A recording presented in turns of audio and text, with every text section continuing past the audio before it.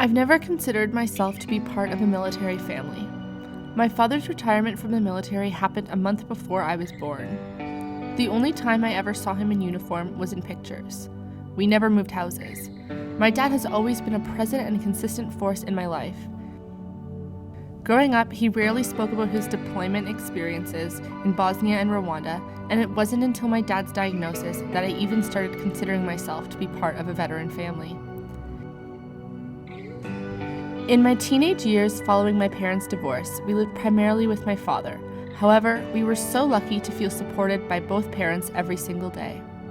Even then, I felt like there were some aspects about my at-home life that my peers, cousins, and friends didn't experience.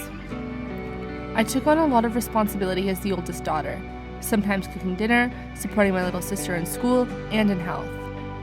Sometimes it meant making sure my father was able to get to bed safely. I was the one there to fix things. With my father's PTSD diagnosis 20 years after active service, a lot of things about my day-to-day life started to make sense, but at the same time, some things were even more unclear. My parents' divorce, why certain friends and family members had distanced themselves, and my father's drinking and admittance to a rehabilitation center.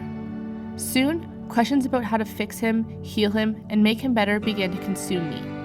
I felt like I needed to make it all okay again, but I didn't even know what okay was supposed to look like. I've always found it confusing to explain my story to friends and family, and this feeling hasn't changed. No one I know has a parent like mine or has had to take on the responsibilities and challenges I've faced as the result of my parents' PTSD. I feel isolated, alone, and unwilling to speak about how I am feeling. I am often confronted in judgmental tones. Why doesn't your dad just stop drinking? This is not fair to you girls. Is that really a house you should be living in? I guess your dad will never get back to work, huh?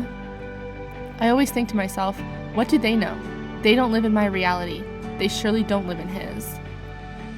I realize now that after years of chaos within my house, I seek perfection in other areas of my life.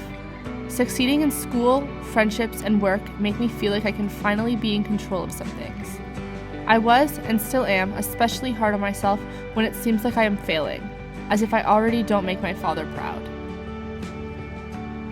Despite everything, I don't feel burdened by the role I play in my family as the daughter of a veteran with PTSD. It has been a privilege to support my father, my sister, my stepmother, my grandmother, as we go through these experiences side by side with love. However, this doesn't mean I don't get angry, feel guilty, or that it's not hard. There are days when I wish things were different, that we were just a normal family. It's taken me a long time to recognize that, for a lot of reasons, I may never get the answers to the questions I feel most important, and to understand that there's nothing to fix, and it's not my responsibility to heal my parents.